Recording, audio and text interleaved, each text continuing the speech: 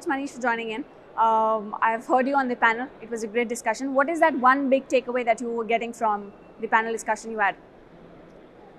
I think the big takeaway, which for me is that leveraging AI, India could become a very strong gaming capability centers for the global gaming companies to come in, because a lot of gap in the talent pool can now be bridged leveraging AI, and that could really bring in huge amount of cost arbitrage for the global gaming companies to come and set up their GCCs in India.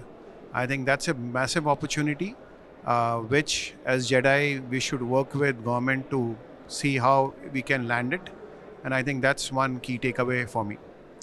Given the recent clarity on what government is backing when it comes to gaming sector, that has gave a clear mandate of what to back and what to accelerate in terms of gaming sectors and companies.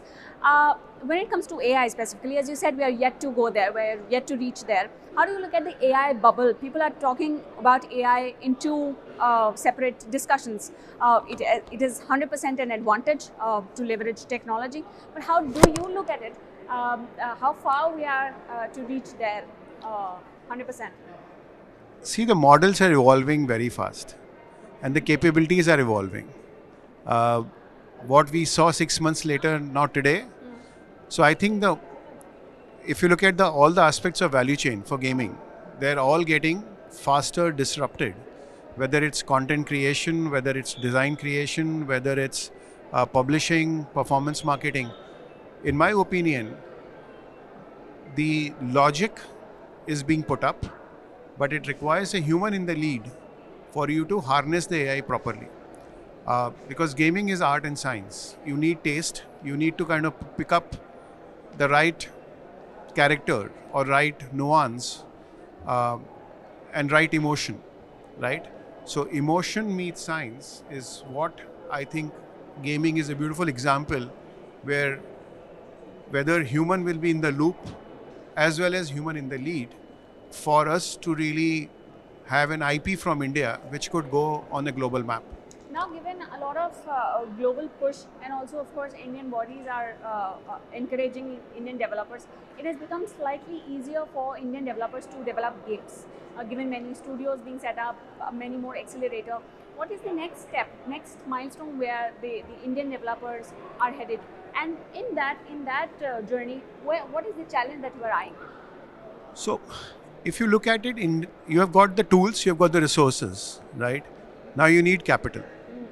So gaming is a very iterative process. It's like you would not like every content you see.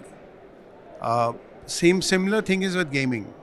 Now your first game may not be success, your second game may not be success, third may not be success. So you need a patient capital for you to kind of really be successful in gaming. And which is where I believe a very strong government-led incubation policy and incubation centers at state will become very effective, where there is not just capital, there is mentorship, and which is happening in a structural manner so that you can create a funnel from people who are willing to do it, so the people who are willing to invest in successful companies.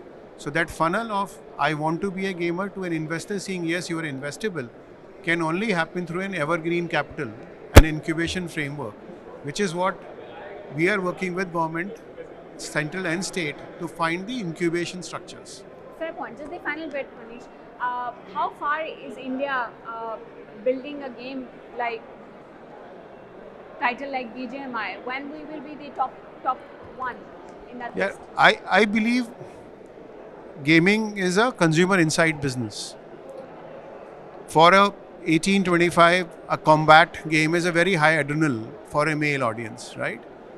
I think India is a beautiful opportunity to leverage its own mythological stories.